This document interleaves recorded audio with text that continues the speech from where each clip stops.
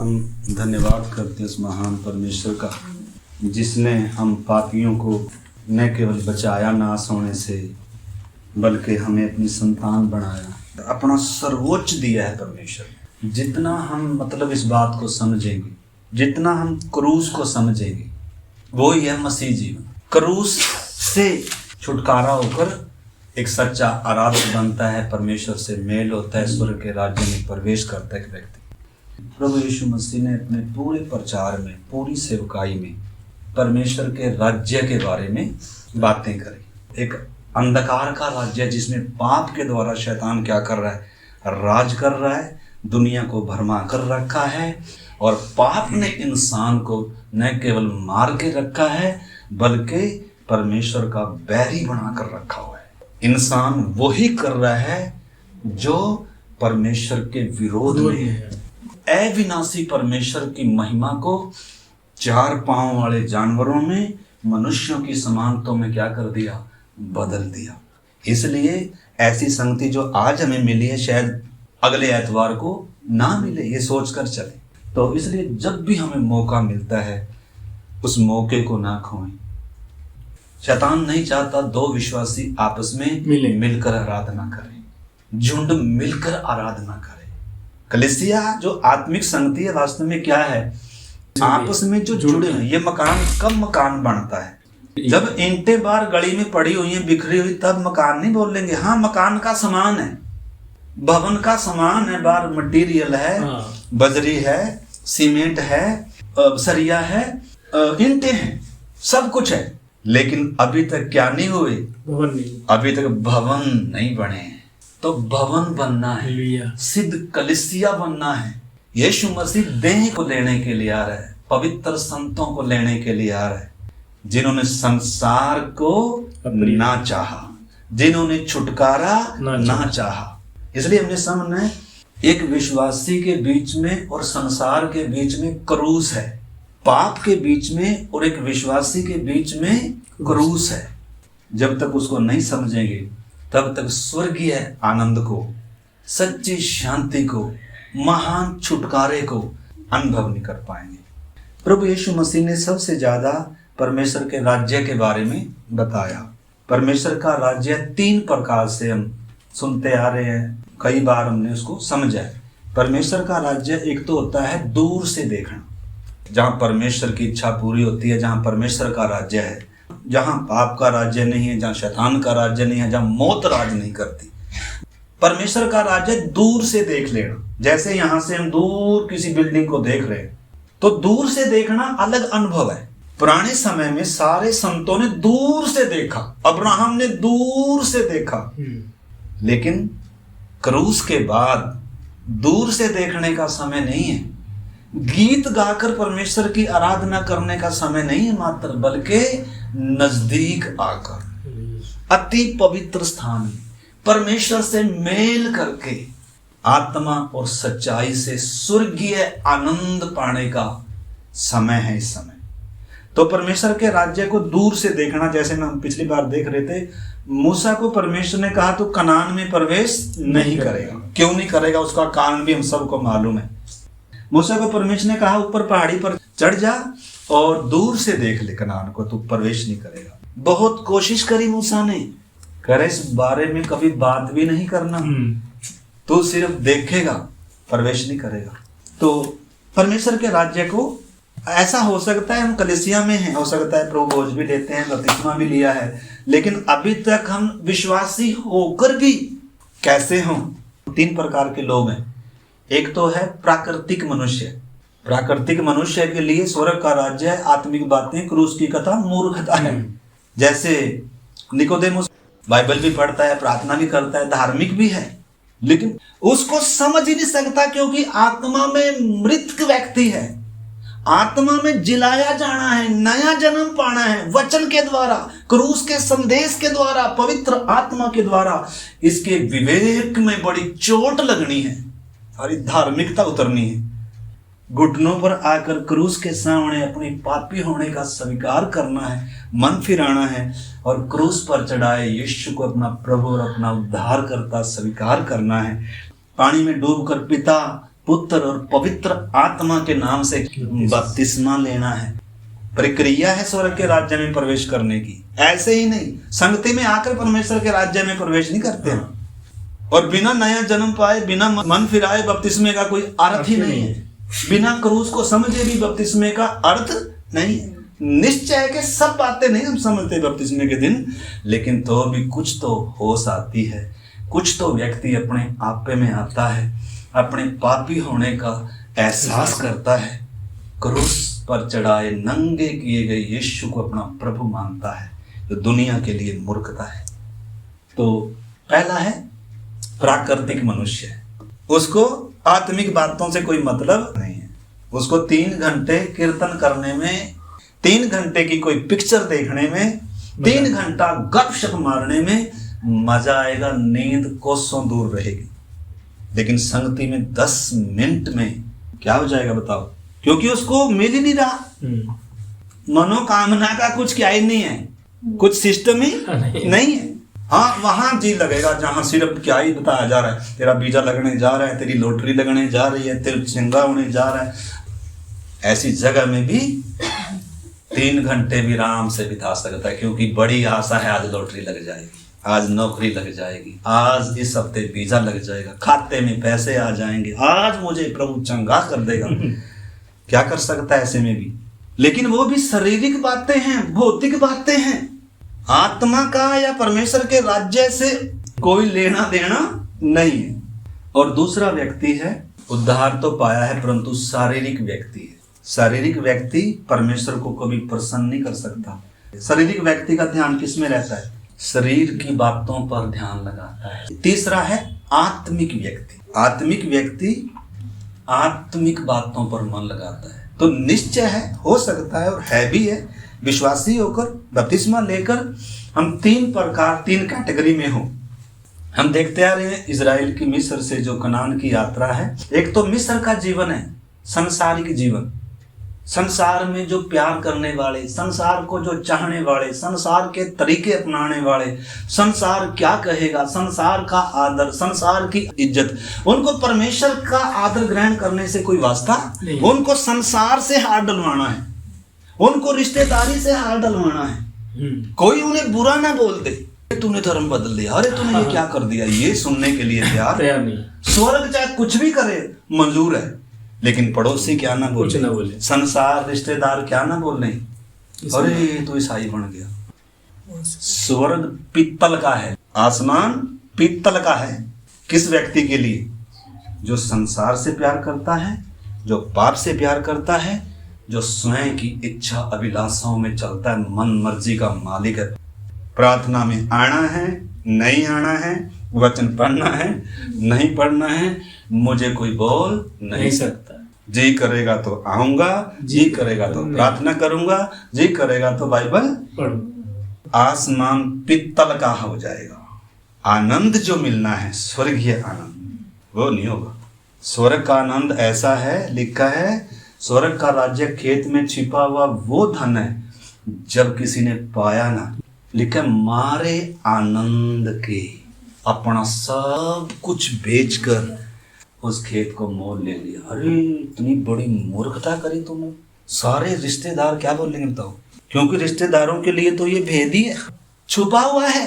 क्रूस का संदेश छिपा हुआ है। क्रूस एक भेद है दुनिया के लिए। और क्रूस पर चढ़ाए को बताओ कौन स्वीकार करेगा? एक व्यक्ति के अंदर पाप है तो यीशु का नाम सुनते ही उसको तो गुस्सा आ जाएगा, गुस्सा। तो स्वर्ग पीतल का है किन के लिए? जो अपनी मन मर्जी से चलने वाले हैं। पौलुस और सिलास जेल खाने में बैठे हुए हैं, जख्म है शरीर पर, रोटी भी नहीं है, भूखे हैं। हम तो भूखे से क्या भी नहीं होगी, भूखे से भजन भी ना हो, दुनिया की सोच है। पहले पेट पूजा फिर काम दूजा। अरे बीमारी में बिस्तर पर पड़ा भी क्या कर सकता है? अगर वो स्वर्गीय राज्य को अनुभव करता है, क्रूस पर मेरे लिए कितनी कीमत चुकाई गई है, अगर उसको ये एहसास है। और नहीं तो भाई साहब मौत, बीमारी का डर, संसार की चिंता दबा कर रखेंगे। शैतान बोलेगा तेरा तो उद्धार ही नहीं हो सकता भाई साहब, ये तो सपना है, ये तो बड़े बड़े लोगों के लिए है, तेरा कभी उद्धार नहीं हो। शैतान का सबसे बड़ा हथियार किस में रखेगा? अपनी मर्जी करना, शैतान अक्सर बोलता है अपनी मर्जी करते, कितना अच्छा है, अच्छा अच्छा दिखाता है, खाने में मन भाव है, जी करता है अभी बस अभी सब कुछ हो जाए, अभी आनंद ले ले जीवन का, मोह से भरता है, आज्ञा तोड़वाता है, अच्छे अच्छे चेहरे दिखाएगा, अच्छे अच्छी तराई दिखाएगा, अच्छा अच्छा बिजनेस व्यापार दिखाएगा, अरे इधर ही रह। तो मूर्ख हैं जो ऐसा बोल रहे हैं। इनके पास तो कुछ है नहीं, और तुझे भी क्या नहीं लेने दे रहे, दुनिया में आनंद लेने नहीं दे रहे। पाप में क्या है बोलो, संसार में क्या है, 4 दिन का आनंद है, मजा है। लेकिन मूसा को पूछ कर देखो, जो सियाना हुआ, सिंहासन को लात मारी, निंदा चुनी, परमेश्वर के लोगों के साथ दुख उठाना मुझे उत्तम है। हम तो अगर बड़ा भंडार मिल जाए, रे किसकी संगति दी भाई। संगति में आई हम इसलिए थे, हमें मिले कुछ, और मिल गया अब आप बोल रहे छोड़ दे, संगति छोड़ देंगे भाई साहब। हमें तो वो पास्टर चाहिए जो हमें क्या करे, हर दिन आशीष दे, हमारी कानों की खुजली अच्छे से क्या कर दे। तो इजरायलियों का भी हमने देखा, मिस्र का जीवन है, मरुभूमि का जीवन है, मरुभूमि का जीवन अविश्वास का जीवन, और तीसरा है कनान का जीवन, परमेश्वर की इच्छा के लिए समर्पित जीवन। जीऊंगा तो उसकी खुशी के लिए, मरूंगा तो उसकी सेवा के लिए। ऐसी कोई भी चीज दुनिया में नहीं होगी जो मुझे क्या कर ले, खींच ले। पहली सदी के विश्वासियों ने अपने सारे बंधनों को तोड़ दिया, जो उनको खींच सकता था उन्होंने क्या किया, सब वेदी पर लाकर क्या कर दिया। पुराने नियम में एलिया का दास था, एलिशा था, एलिया के हाथ धुलवाने वाला था। हम तो आज हाथ क्या भाई साहब, हट पीछे, आपको प्रचार करना नहीं आता, मैं करूँगा। दाऊद को परमेश्वर ने साउल जिसके अंदर दुष्ट आत्मा थी उसके अधीन में रखा, इसलिए सेवा भी करनी है, संडे स्कूल भी चलाना है, तो अपनी मन मर्जी से नहीं, चलो जी अब तो मुझे आ गया सारा कुछ। अरे पास्टर क्या, उसको क्या आता है। परमेश्वर पहले एक व्यक्ति को इससे पहले कि उपयोग करे, पहले बनाता है उसको। दाऊद का, साउल का उदाहरण भी है, चुने हुओं को परमेश्वर कैसे तैयार करता है, मतलब एक तैयारी का समय परमेश्वर का। तो एलिशा ने भी क्या किया, एलिया ने तो उसके ऊपर चादर डाली, हमारा भी विषय नहीं, लेकिन थोड़ा सा ऐसे समझाने के लिए। जब परमेश्वर किसी को बुलाहट देता है, और एलिशा ने क्या किया, उसके लिए कोई क्रूस पर मरा नहीं था, 12 जोड़ी बैलों के साथ हल जोड़ रहा था। जिम्मेदार है, बड़ा तकड़ा बिजी व्यक्ति है, जिम्मेदार व्यक्ति है, फालतू नहीं। सुस्त और आलसियों से तो परमेश्वर को घृणा है। अरे हे आलसी, तू कब तक सोता रहेगा, तेरी नींद कब टूटेगी रे। एलिशा ने क्या किया, पीछे के पुल सारे तोड़ दिए, ताकि पीछे मुड़कर देखने का क्या ही ना हो, मौका ही ना हो। पीछे मुड़कर देखने वाले स्वर्ग के राज्य में प्रवेश नहीं करेंगे, वचन कहता है। पीछे मुड़कर देखना, जब सब क्रूस पर चढ़ाए यीशु को अपना प्रभु मानना है, और कोई स्वामी नहीं हो सकता, 2 स्वामी नहीं हो सकते, एक ही स्वामी है। तो और फिर क्या करता रहा, एलिया का स्थान मिल गया, आते ही सालों तक एलिया के हाथ धुलवाता रहा। यहोशू मूसा के तंबू में सेवा करने वाला था। परमेश्वर अगर किसी को सेवा देना है तो यूं ही देता नहीं है। तो हम आगे बढ़ेंगे मेरे प्यारे भाई बहन। परमेश्वर के राज्य को दूर से देखना एक अलग अनुभव है, परमेश्वर के राज्य में प्रवेश करने का अलग अनुभव है, और परमेश्वर के राज्य का वारिस होने का अलग अनुभव है। मूसा ने सिर्फ देखा है, इजरायलियों ने उसमें प्रवेश कर लिया। पहला पड़ाव किधर है, गिलगाल है। अब इससे पहले कि कनान का वारिस बने, दूध और मधु का आनंद ले, उससे पहले गिलगाल में परमेश्वर क्या क्या कर रहा है। गिलगाल हमारे लिए बहुत शिक्षा का केंद्र है। यहाँ खतना होना है, क्योंकि खतना रहित नहीं था। यहाँ मन्ना बंद होना है, बचपना छूटना है, क्योंकि लड़ाई आगे। तो आत्मिक जीवन की, मसीह जीवन की गहरी बातें हैं आगे। दूध पीने की उम्र नहीं, आशीष पाने का वो शाही मार्ग हम देखते आ रहे पिछले दिनों से। आपको मालूम है, इजराइल के लिए कनान देश पवित्र भूमि है। अब भी कोई इजरायली अगर किसी अन्य देश में से जब अपने देश में जाता है ना, घुटनों के बल आकर उस भूमि को क्या करता है, चूमता है। वायदा किया हुआ पवित्र भूमि है, इतना आदर करते हो जमीन को। परमेश्वर ने उन बुड़बुड़ाने वालों को कहा था जो 40 साल बुड़बुड़ाते रहे, अविश्वासी रहे और मिस्र के चाहने वाले थे, उनको कहा तुम कभी भी कनान देश देखने नहीं। कोई भी बुड़बुड़ाने वाला, कोई भी मिस्र का चाहने वाला, परमेश्वर के राज्य में प्रवेश नहीं करेगा। संसार को प्रिय नहीं, क्रूस पर चढ़ाए यीशु को प्रिय जानना होगा। संसार के पीछे नहीं, यीशु के पीछे चलने का समर्पण आना होगा। तो पिछली बार हम देख रहे थे क्रूस और एक विश्वासी। जब हम गिलगाल में आए हैं, वायदा किया हुआ उस भूमि में प्रवेश किए हैं इजरायली, देख रहे थे कि गिलगाल एक यादगारी की जगह है। क्या यादगारी है?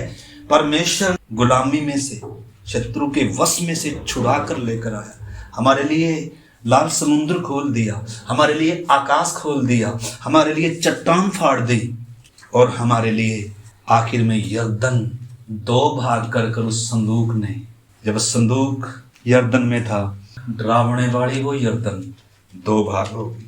तो परमेश्वर की सामर्थ्य का प्रतीक है, उद्धार का प्रतीक हमारे लिए गिलगाल क्रूस का प्रतीक है। तो इससे पहले कि मतलब स्वर्गीय आनंद अनुभव करें, पहले उस मृत्यु का अनुभव करना हम पिछले दिनों से सीखते आ रहे थे। वो यादगारी, यीशु मसीह क्रूस पर मेरे पापों के लिए मरा, यीशु के क्रूस की यादगारी।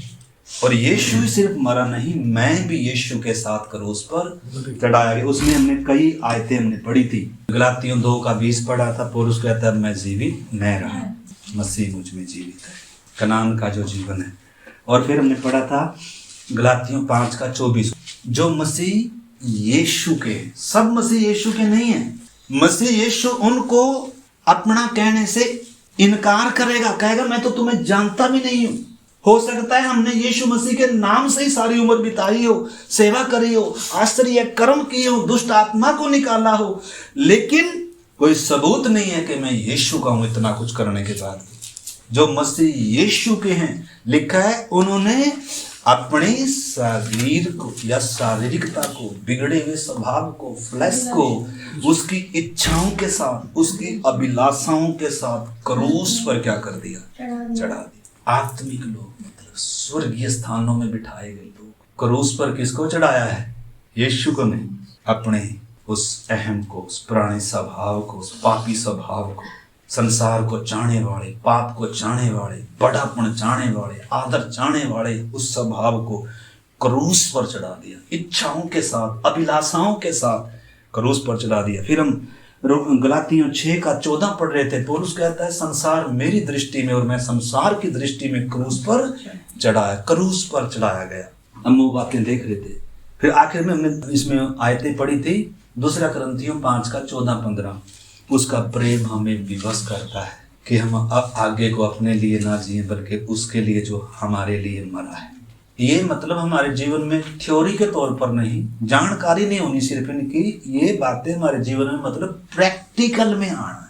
अगर हमारे जीवन में ये बातें, ये आयतें, ये अनुभव प्रैक्टिकल नहीं है, तो स्वर्गीय आनंद को, परमेश्वर की संगति को चख नहीं सकते या उस अनुभव में सदा जी नहीं सकते। हाँ, ऐसा भी हो सकता है 2.5 गोत्रों के अनुसार इन्होंने यरदन पार तो कर लिया, कनान में भी आ गए और भी आगे तक बढ़ेंगे, लेकिन फिर भी इन्होंने फैसला किया हम जंगल में रहना पसंद करेंगे। मतलब हम एक विश्वासी किसी समय भी उद्धार का अनुभव पाकर स्वर्गीय राज्य को चखकर, इसलिए लिखा है स्वर्गीय वरदान का स्वाद चखकर अगर कोई भटक जाए, संसार में फिर से जा सकता है, जंगल के मार्ग में, मन मर्जी के मार्ग में फिर से जी सकता है। लेकिन हमने कई उदाहरण देखे हैं, लेकिन मेरा धर्मी जन विश्वास से जिएगा। तो आदम ने, हवा ने विश्वास से परमेश्वर के साथ चलना था, परमेश्वर को प्रसन्न करना था, परमेश्वर के संबंध को प्राथमिकता देना था, स्वर्गीय राज्य की बातों में क्या करना था। लेकिन अगर अपनी मर्जी से चलेंगे, परमेश्वर की इच्छा का विरोध करेंगे, पाप करेंगे, तो वाटिका के फलों को नहीं खा सकते, जीवन के वृक्ष के पास भी नहीं आ सकते, ज्वाला में तलवार घूमेगी चारों तरफ, ये द्वार खुल ही नहीं सकता। धन्यवाद करते हैं क्रूस पर वो तलवार गिर गई, परमेश्वर का क्रोध यीशु पर गिर गया और रास्ता खुल गया, और हमें परमेश्वर के पास आने का, उस अदेन के अनुभव में आने का ऊंचा सौभाग्य मिल गया। तो जिसने सूरों का खाना खा के देख लिया हो और फिर से सूरों का खाना खाने जाएगा ना। वाटिका में परमेश्वर ने बड़ी मनमर्जी करने दी, सूरों का खाना खा के देख ली। अपनी मनमर्जी करने में मजा आता है, शैतान की बातें सुनने में मजा आता है, पाप में सुख भोगना तुझे अच्छा लगता है, देख लेकर। लेकिन जब तक अपने आप पे में नहीं आएगा, रो रो कर पश्चाताप कर कर लौट कर जब तक नहीं आएगा, हे बाप मैंने तेरे विरोध में, स्वर्ग के विरोध में क्या किया है, तब तक स्वर्ग स्वीकार नहीं करेगा। देखो ना, पूरी बाइबल सारी घटनाएं कुछ इशारा कर रही हैं, कुछ समझा रही हैं हमें। इसलिए सचमुच में कितना धन्य सौभाग्य है मसीह होना, यीशु के पीछे चलना, परमेश्वर की संतान होना। दुनिया में इससे ऊंची पदवी दुनिया में कोई भी ऐसा धन नहीं है जो स्वर्ग के राज्य से कीमती हो। परंतु ये सबको मालूम नहीं चलता, ये किसे ही मालूम चलता है? ये किसको भी मालूम चल गया? जक्कई को भी मालूम चल गया यीशु की कीमत। हालांकि तब तक यीशु क्रूस पर नहीं मरा था, लेकिन जक्कई क्या कह रहा है, हे प्रभु देख, अरे ऐसा ना कर जक्कई, सारे घर के लोग खिलाफ हो जाएंगे। तो जक्कई ने क्या किया? जिसके पास यीशु है, जिसको आंख खुल गई, बुद्धि खुल गई, समझ खुल गई, जो यीशु की कीमत समझ गया, अनंत जीवन की कीमत समझ गया, वो मोल लेगा, फ्री में नहीं। हम अक्सर चीजों को क्या लेते हैं, कंपनी ने कुछ चीज फ्री करी हो, सरकार ने कुछ चीज फ्री करी हो तो लैंड लग जाएगी, लेकिन अगर मोल लेनी हो, स्वर्ग का राज्य अगर वारिस बनना है तो मोल लेना है, मोल, कीमत चुकानी है, संसार से कीमत चुकानी है। फिर तो काम 14:22 में लिखा है, हमें बहुत क्लेश उठाकर स्वर्ग के राज्य में प्रवेश करना हो। क्लेश आएगी, बदनामी आएगी, बहुत कुछ आएगा। अगर आदर इज्जत अच्छी लगती है, संसार का मान सम्मान अच्छा लगता है, तो हमारे लिए ये मार्ग नहीं। ये मार्ग परमेश्वर के प्रेमियों का है, जो प्रभु से प्यार करते हैं। वो प्रभु के लिए कुछ भी कीमत देने के लिए क्या रहते हैं, सदा तैयार रहते हैं। अगर हमें प्रभु के लिए कुछ कीमत देने का मन नहीं है, अगर स्वर्ग की बातों पर हमारा ध्यान ही नहीं है, तो बताओ ध्यान किधर है? या तो उधर से आने की किसी की बाट जोर है, क्योंकि मेरा भविष्य है, मेरा अनंत काल उधर ही है। तो गिलगाल क्या था इजरायलियों के लिए? यादगारी थी। उस यादगारी के वो स्मारक था, उन्होंने हर समय याद करना था। इतना ही नहीं, हमने आगे और बहुत सारी बातें देखी। गिलगाल पुनरुत्थान की जगह है, मतलब जो यरदन पार करके आए, मृत्यु पार कर आए, मृत्यु का भय खत्म हो गया। यरदन क्या दर्शाती है? मृत्यु को दर्शाती है। मृत्यु के पार हो चुके हैं, मतलब जो जिनको अभी भी यरदन डरा रही है या मौत डरा रही है, वो बताओ स्वर्ग का आनंद कैसे लेंगे? बाकी जितने भी दुनिया के मार्ग है ना, वो तभी आनंद कर सकते हैं जब उनका शरीर सही है, जब उनके पास अच्छी धन है, नौकरी है, पैसा है, सब परिवार में भी सब सही चल रहा है, वो भंगड़े पाएंगे, आनंद करेंगे। लेकिन अय्यूब की पत्नी क्या कह रही है? अभी भी तो परमेश्वर की बड़ाई कर रहा है, उसकी निंदा कर। हे मूढ़ स्त्री, जिस परमेश्वर से हम आनंद लेते हैं, क्या उस परमेश्वर से हम दुख ना लें? लेकिन रो रहा था क्या? हम तो सीधा रस्सी लेंगे या ट्रेन के आगे कूद कर जान लेंगे। एक परमेश्वर के जन्म का, चाहे कैसी भी परिस्थिति आ जाए, बीमारी हो, कष्ट हो, दुख हो, मुसीबत हो, सब कुछ चला जाए, तो भी उसके पास सब कुछ है। अगर उद्धार है तो, अगर अनंत जीवन है तो, अगर परमेश्वर हमारी ओर है, फिर साथ कोई हो या ना हो। स्वर्ग का राजा है, राजाओं का राजा है, नंगा क्रूस पर लटका हुआ है, फिर भी क्या है? राजा है। राजा के समान चला, भले भूखा था। हाँ। संसार के लोग क्या सोचते हैं? राजा तो वो होता है ना, देख जिसके पास क्या होगा, सारा कुछ होना चाहिए। वही तो परमेश्वर की आशीष है। नौकरी होनी चाहिए, फ्लैट होना चाहिए, गाड़ी होनी चाहिए, अच्छा बैंक बैलेंस होना चाहिए, अच्छी तंदुरुस्ती होनी चाहिए, वही तो है परमेश्वर की आशीष। इससे बढ़कर तो फिर टाटा अंबानी के पास है। तो मेरे प्यारे भाई बहनों, ये आशीष नहीं है। आशीष अनंत जीवन है, पापों की माफी है, परमेश्वर से मेल है, क्योंकि हम थोड़े समय के लिए हैं, अभी हम अपने घर जाने वाले हैं। सारा सोना चांदी सब किसका है बताओ? हमारे परमेश्वर का है, हम उसके वारिस हैं। लेकिन अभी किसको देकर रखा हुआ है? सोना चांदी अभी किसको दे रखा है? असली वारिस कौन है? क्रूस पर चढ़ाए यीशु को जिन्होंने अपना प्रभु मानना है, वो अधिकारी हैं। लिखा है वो पृथ्वी के अधिकारी होंगे, वो परमेश्वर के राज्य के वारिस होंगे। अभी दुख उठाने का समय है, परदेसी यात्री होकर चलने का समय है, ठीक है ना। दूसरी बात हम देख रहे थे, गिलगाल पुनरुत्थान की जगह है। मतलब हम देख रहे थे इफिसियों 2 का 8-9 हमने पढ़ा था कि परमेश्वर की दया और करुणा से उसने हमें क्या किया, मसीह के साथ जिलाया, पापों में जो मरे हुए थे। इफिसियों 2 अध्याय पूरा वही वर्णन करता है। 2 का 1 कहता है, पहले हम भी अपने पापों अपराधों में मुर्दा थे, संसार की रीति पर चलते थे, अंधकार के हाकिम के वश में थे। आज भी जो आज्ञा नहीं मानते हैं उनमें किसका राज है बताओ? जो परमेश्वर की आज्ञा मानता है उसमें परमेश्वर का राज्य है। जो परमेश्वर की आज्ञा नहीं मानता, अनाज्ञाकारिता है, उसमें शैतान को हक मिल जाता है, मेरा है।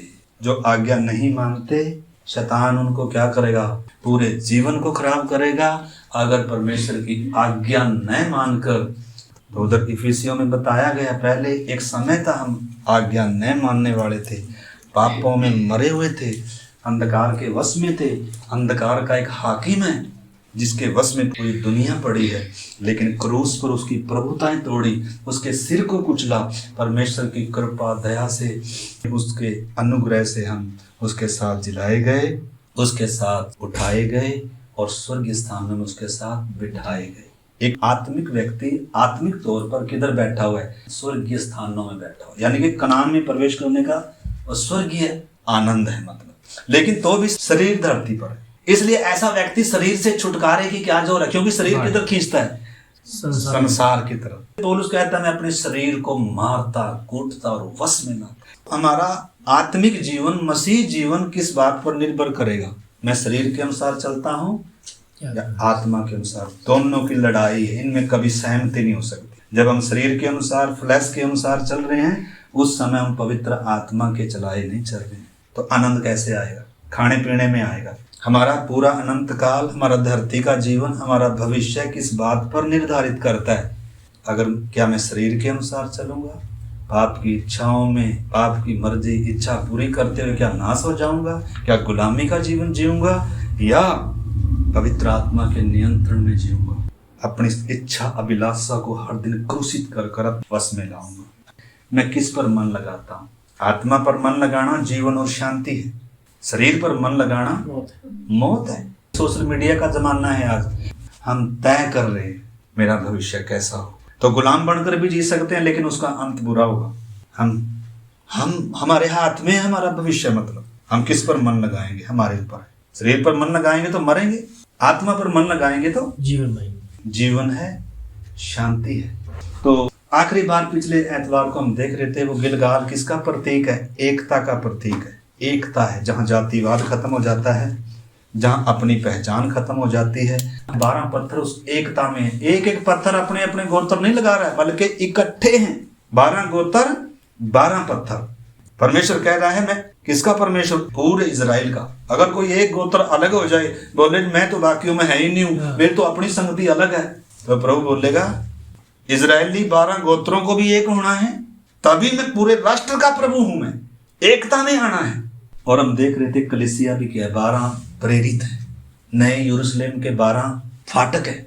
मसीह की देह एकता में आना है सबने। इसलिए लिखा, जिन्होंने मसीह यीशु का बपतिस्मा लिया है, उन्होंने मसीह को न केवल सिर्फ पहन लिया, बल्कि अब उनकी जो पृथ्वी की पहचान है वो मिट गई। जाति पात की, रंग भेद की, ऊंच नीच की, सब दीवार मिट गई।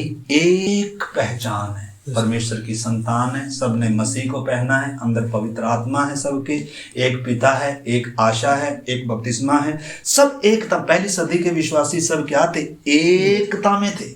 हमें भी एकता में आना होगा। अगर स्वर्गीय राज्य में वारिस होना है, एकता में आना होगा। मैं और मेरे को क्रूस पर चढ़ाना है, अपने स्वार्थी जीवन को क्रूस पर चढ़ाना होगा। हम वो पिछली बार सीख रहे थे, हम खतने का विषय सीखेंगे। खतना एक पीड़ा का अनुभव है, बिना खतना किए स्वर्ग के राज्य को चख नहीं पाएगा। एक एक का खतना करेगा। खतना करते समय दर्द है, पीड़ा है। पीड़ा के लिए जो समर्पण करेंगे, स्वर्ग का राज्य उनका है। आइए हम प्रार्थना करेंगे। अगली बार प्रभु ने चाहा तो हम इसको सीखेंगे। एक देह तैयार कर रहा है प्रभु, पवित्र आत्मा उस काम में लगा हुआ है। एक भवन तैयार किया जा रहा है, प्रभु अपनी कलीसिया बना रहा है, जिस पर अधोलोक के फाटक पर बल नहीं होंगे। पर मैं दूसरे के साथ जुड़ रहा हूं क्या? मैं उस एकता में आ रहा हूं क्या? पहली सदी के विश्वासी सब लिखा एक मन थे। हालेलुया। ये है मसीह जीवन। मैं कहाँ हूँ? एक विश्वासी होकर मैं संसारिक हो सकता हूँ, शारीरिक हो सकता हूँ और आत्मिक भी हो सकता हूँ। प्रार्थना करें। प्रभु आपके सुंदर समय के लिए पिता, आपके वचनों में से सुनने के लिए मेरे प्रभु आपने मदद किया पिता। इस सारे इंतजाम के लिए धन्यवाद देते हैं मेरे प्रभु आपको। हम सबको पिता परमेश्वर आज इन वचनों से पिता परमेश्वर हमारे हृदय प्रभु छिदे हो पिता, आशा करते हैं मेरे प्रभु हम वहीं से हर एक के जीवन में प्रभु काम हो मेरे पिता। जो वचनों को पिता परमेश्वर सुनने वाले ही ना हो मेरे प्रभु, इनको पिता परमेश्वर हम मानने वाले भी हो जाए मेरे प्रभु। हमें से हर हृदय में प्रभु आज काम हो मेरे पिता। इन वचनों को प्रभु हम अपने मन में रख छोड़े मेरे प्रभु, मनन करें मेरे प्रभु, आपकी इन आज्ञाओं के पिता अनुसार चलने वाले हो, आपको भाने वाला जीवन जीने वाले हो सके पिता। आपका आत्मा प्रभु हम से हर एक को मदद करे मेरे प्रभु।